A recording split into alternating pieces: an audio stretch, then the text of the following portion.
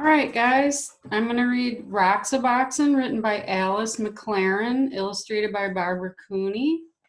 It's one of my favorite books, and I'll tell you at the end of the story, I'm going to give you a little more information that you might be interested in. Marion called it Roxaboxen. She always knew the name of everything.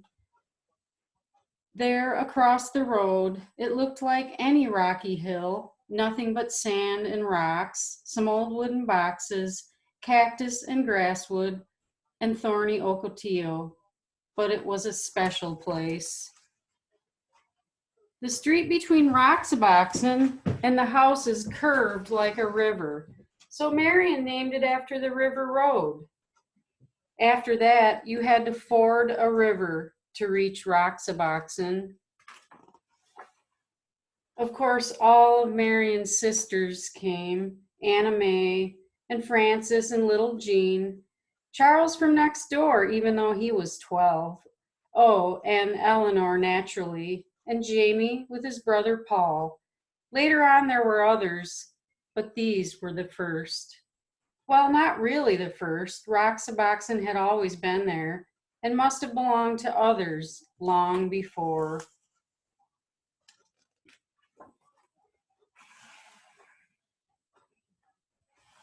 When Marion dug up a tin box filled with round black pebbles, everyone knew what it was. It was a buried treasure.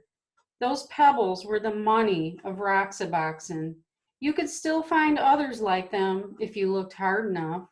So some days became treasure hunting days, with everybody trying to find that special kind. And then on other days, you might just find one without even looking.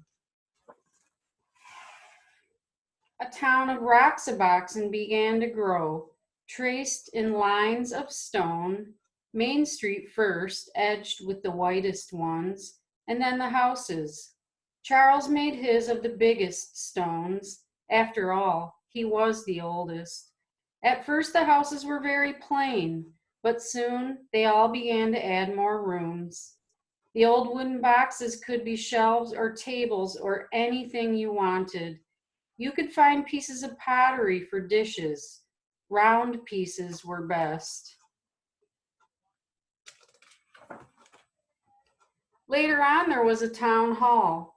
Marion was mayor, of course. That was just the way she was. Nobody minded.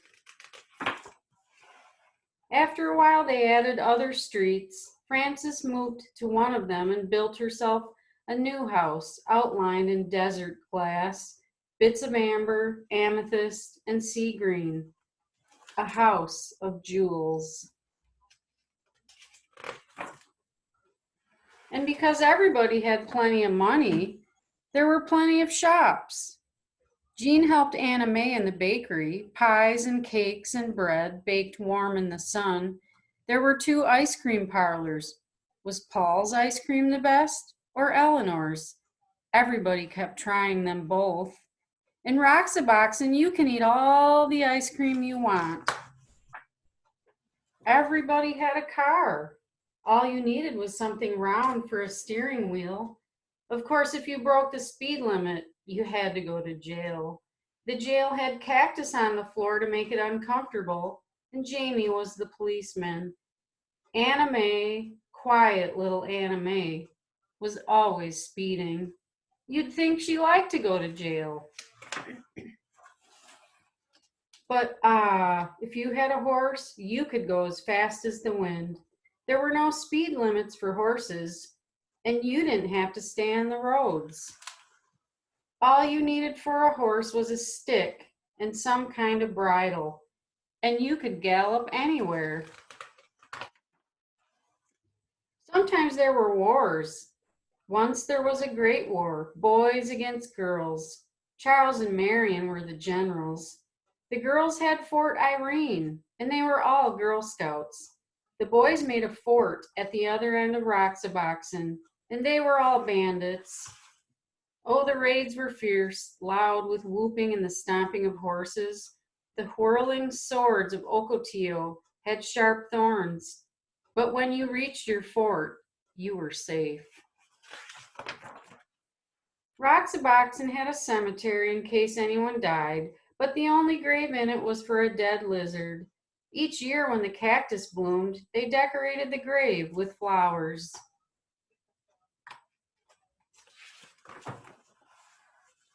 Sometimes in the winter, when everybody was at school and the weather was bad, no one went to Roxaboxen at all, not for weeks and weeks. But it didn't matter. Roxaboxen was always waiting.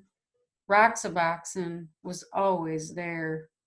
And spring came and the ocotillo blossomed and everybody sucked the honey from its flowers and everybody built new rooms and everybody decided to have jeweled windows. That summer, there were 3 new houses on the east slope and 2 new shops on Main Street. And so it went. The seasons changed and the years went by.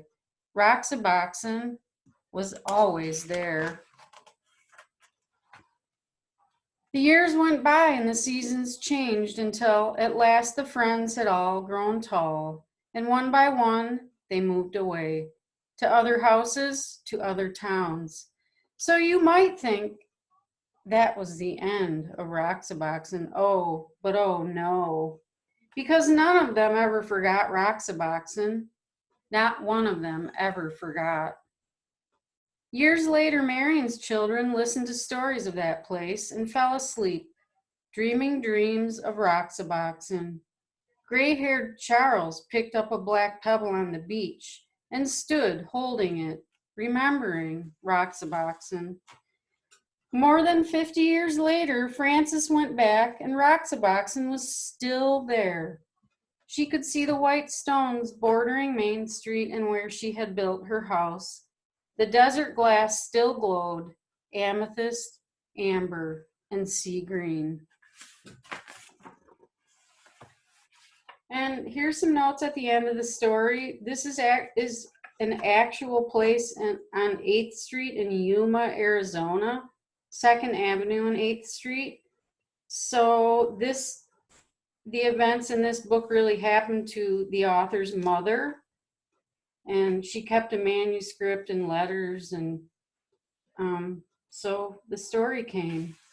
If it's okay with permission from your parents, you could go online and look up Roxaboxen. There's some interesting information about it. All right, see you next time.